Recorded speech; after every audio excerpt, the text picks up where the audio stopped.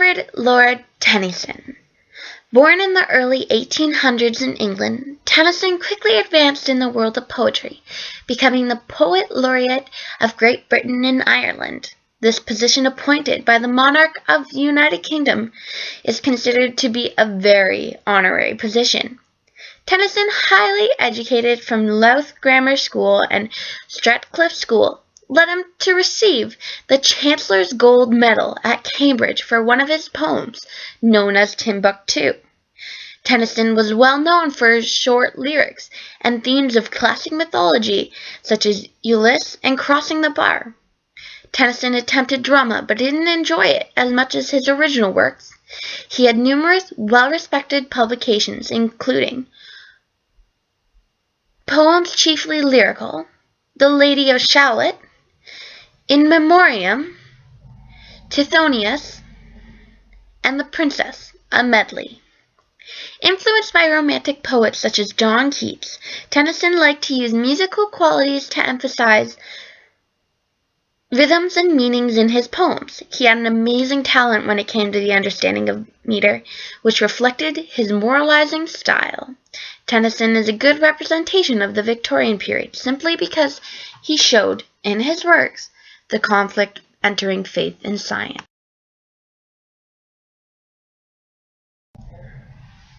Robert Browning. Browning, an English playwright and poet, is known for his talent in writing dramatic verse. Browning was born in London in 1812 to a well-educated and wealthy family who raised him in a house full of many literary works. This is what first sparked his interest in literature and dramatic verse. Eventually, Browning published his first work, called Pauline, a Fragment of Confessions, which he believed to be a failure. Quickly after this, he decided to take a new track, which led him to drama. This blossomed into the writing of Stratford, a play which gave Browning access to the literary world in London. Eventually, he published Bells and Pomegranates, which became a huge hit. This recovered any bad reputation he had had.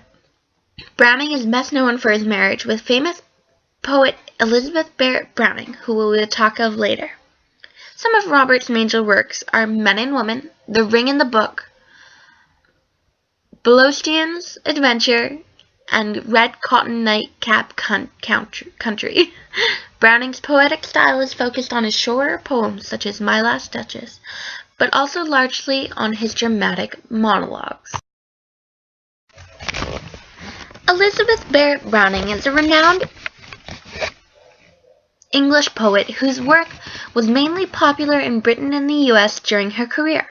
She was born in England in 1806 to an educated family, although at the age of 15 she fell ill, causing her addiction to laudanum to start, having an impact on her life from then on. In 1838, Browning's first collection, The Seraphim and Other Poems, was published, although not much success came from this publication. The themes were mainly on slavery, influencing many global issues, including child labor legislation at this time.